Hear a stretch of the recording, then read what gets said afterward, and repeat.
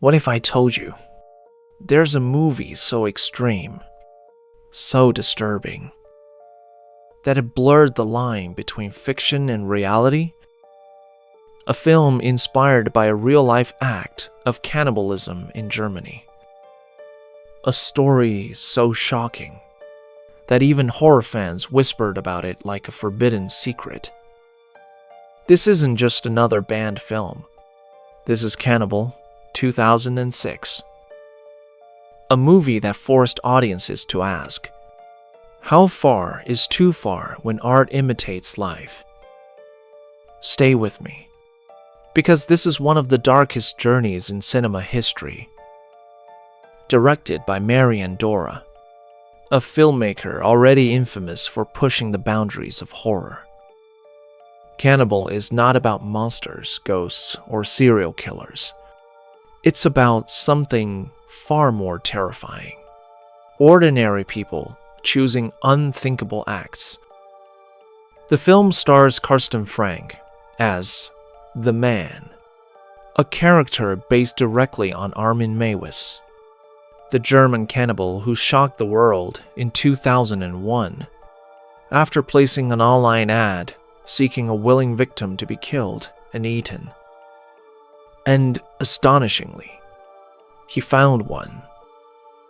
This wasn't fiction. It was history. And Dora's film recreates it scene by scene in ways so graphic that even seasoned horror fans admitted they had to look away. There are no Hollywood sets here.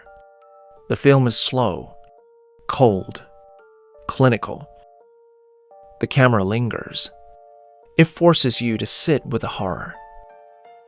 Nothing is exaggerated, because it doesn't need to be. The truth was already beyond imagination. In the intro, 05, a mother reads the story to her young boy. The setting then moves to the present day, where the man goes about his day-to-day routines, occasionally chatting with others on his computer, looking for someone who shares his cannibalistic fantasies. The man meets with several people he had chatted with, but he either rejects them or is rejected, and in one case, attacked by them. Except for the flesh, a suicidal man who volunteers to be killed and eaten by the man. The flesh travels to the man from afar, and the two bond, having sex and frolicking in the nude, both inside and around the man's home. When the flesh decides it's time for him to die, he tries to coerce the man into biting off his penis, but the man is unable to go through with it. Even when the flesh uses drugs to knock himself out, in an attempt to make things easier. Disappointed, the flesh chastises the man. The flesh decides to give him another chance. When the man begs him to stay, just as he is about to board a train back to Berlin. Returning to the man's home, the flesh ingests a large amount of alcohol and pills, then instructs the man to castrate him with a kitchen knife, which the man succeeds at doing. The two then fry and attempt to eat the severed penis. Before the flesh seemingly dies of blood loss in a bath, the man places the flesh in. The man drags the flesh's inert body, which vomits and defecates repeatedly, 05, to a room he has readied for slaughter. Before he can begin taking the flesh apart, the man is shocked to discover the flesh is still alive. So he stabs him in the throat. The man then beheads, guts, and dismembers the flesh, buries the inedible parts, and cooks and eats the rest. He places the flesh's severed head at the head of the table. then masturbates to footage of what he has done, and leaves. So why was Cannibal banned in multiple countries? First, it's realism. Unlike other horror films, Cannibal doesn't feel like entertainment. It feels like a documentary of a crime you were never meant to witness. Second, it's graphic detail. We're not talking about quick cuts or implied violence.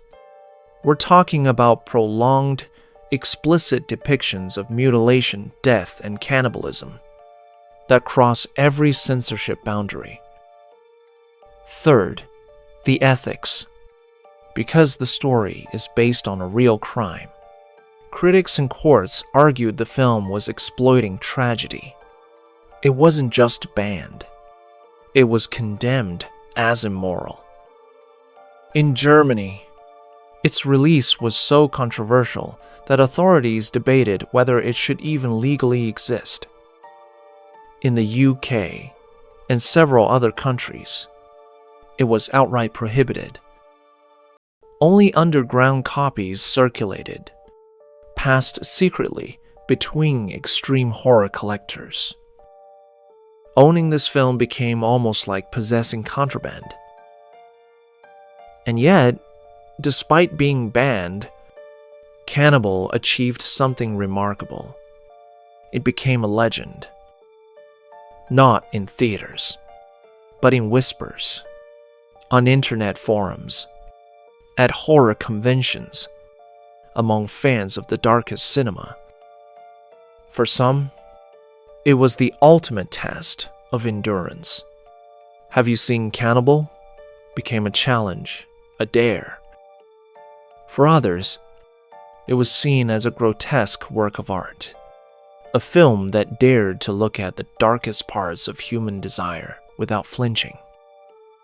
Director Marian Dora cemented his place as one of cinema's most controversial figures. Some call him a genius. Others call him a sadist. But nobody ignores him. Today, Cannibal is still almost impossible to find legally. It survives only through bootlegs and underground distribution. And its legacy remains as one of the most disturbing films ever created. So here's the question. Was Cannibal a work of art? Or was it exploitation? Did it go too far?